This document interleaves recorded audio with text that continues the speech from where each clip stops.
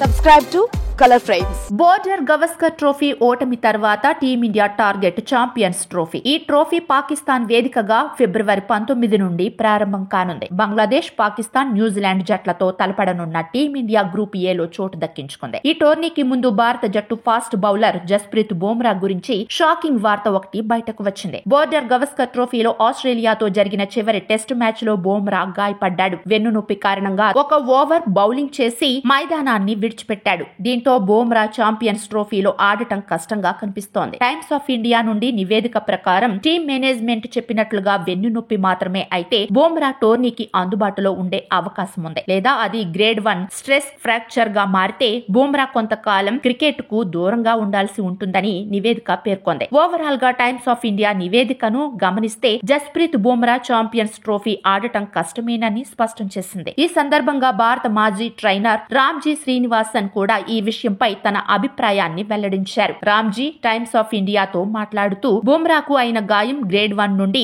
Grade 3 గా మారితే 6 నెలలు రెస్ట్ అవసరమని పేర్కొన్నాడు. అదే జరిగితే ఛాంపియన్స్ ట్రోఫీ మొత్తానికి బుమ్రా దూరం కావాల్సి ఉంటుంది. బుమ్రా లేకుండా ఛాంపియన్స్ ట్రోఫీ గెలవడం టీమిండియాకు అసాధ్యమని చెప్పాలి. గతంలోనూ బుమ్రా వెన్నుగాయంతో సుదీర్ఘ కాలం పాటు భారత జట్టుకు దూరంగా ఉన్నాడు. ఈ క్రమంలోనే బుమ్రాకు ఏం కాకూడదని ఫ్యాన్స్ కోరుకుంటున్నారు. సిడ్నీ టెస్ట్ రెండో రోజు జస్ప్రీత్ బుమ్రా నొప్పితో కనిపించాడు. రెండో సెషన్ లో మైదానాన్ని వీడాడు. తొలి సెషన్ తర్వాత మైదానంలోకి వచ్చి ఒక ఓవర్ బౌలింగ్ చేసి స్కానింగ్ కోసం వెళ్లాడు. స్కానింగ్ లో బుమ్రాకు వెన్ను నొప్పి ఉన్నట్లు తేలింది. బీజీటీ ట్రోఫీలో బుమ్రా 13.06 సగటుతో మొత్తం 32 వికెట్లు తీసి మ్యాన్ ఆఫ్ ది సిరీస్ గా నిలిచాడు. వీడియో మీకు నచ్చినట్లయితే ప్లీజ్ లైక్ చేయండి, షేర్ చేయండి, కామెంట్ చేయండి.